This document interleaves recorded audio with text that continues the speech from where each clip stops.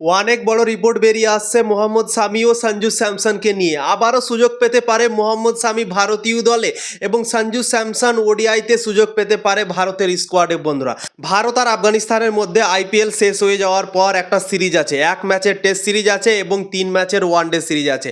প্রথমে আগে একটা টেস্ট ম্যাচ হবে, তারপর হবে 3টে ওয়ানডে ম্যাচ। বন্ধুরা, এবং মোহাম্মদ সামিকে নিয়ে খবর বেরিয়ে আসছে কি মোহাম্মদ সামি ভারতের টেস্ট স্কোয়াডে সুযোগ পেতে পারে।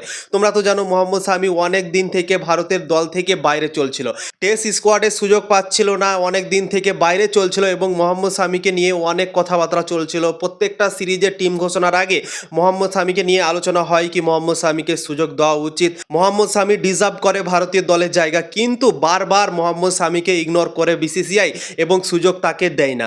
কিন্তু খবর বেরিয়ে আসছে বন্ধুরা, সূত্র অনুযায়ী জানা যাচ্ছে কি মোহাম্মদ সামি টেস্ট স্কোয়াডে আবার ফিরে আসতে পারে। আফগানিস্তানের বিপক্ষে যে একটা টেস্ট ম্যাচ হবে, সেই টেস্ট ম্যাচে মোহাম্মদ সামিকে সুযোগ দিতে পারে, এইরকম খবর বেরিয়ে আসছে বন্ধুরা।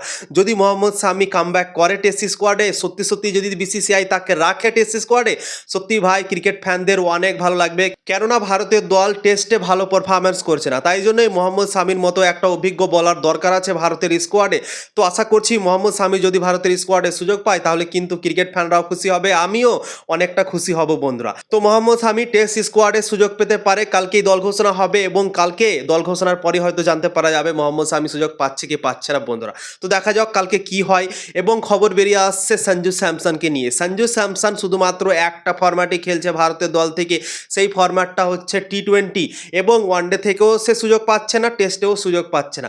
কিন্তু এখন খবর বেরিয়ে আসছে সঞ্জু স্যামসনের ফর্ম অনুযায়ী হয়তো ভাবা যাচ্ছে কি সঞ্জু স্যামসনকে ওডিআইতেও সুযোগ দিতে পারে। হ্যাঁ বন্ধুরা, তোমরা ঠিকই শুনছো, সঞ্জু স্যামসন অসাধারণ ফর্মে ক্রিকেট খেললো ভারতের দল থেকে টি20 বিশ্বকাপে। সঞ্জু স্যামসন আইপিএলও দারুণ ফর্ম দেখাচ্ছে এবং সেই সব ভাবনা চিন্তা করেই হয়তো বিসিসিআই আবার হয়তো মন পাল্টেছে এবং তারা ভাবছে কি সঞ্জু স্যামসনকে ওয়ানডেতেও সুযোগ দেওয়া যাক আফগানিস্তানের বিপক্ষে। তো সঞ্জু স্যামসনকে নিয়ে খবর বেরিয়ে আসছে, রিপোর্ট বেরিয়ে আসছে বন্ধুরা, সূত্র অনুযায়ী কি সঞ্জু স্যামসনকে ওডিআইতে সুযোগ দিতে পারে। 3 ম্যাচের ওয়ানডে সিরিজ যা আফগানিস্তানের সাথে ভারত খেলবে, সেই 3টে ম্যাচের জন্য সঞ্জু স্যামসনকে উইকেট কিপার হিসেবে রাখতে পারে বন্ধুরা, এরকম রিপোর্ট বেরিয়ে আসছে, খবর বেরিয়ে আসছে বন্ধুরা। তো দুটো প্লেয়ারই অসাধারণ, মোহাম্মদ সামিও আমরা চাই কি যেন টেস্ট স্কোয়াডে ফিরে আসে, আবার খেলে ভারতের দল থেকে।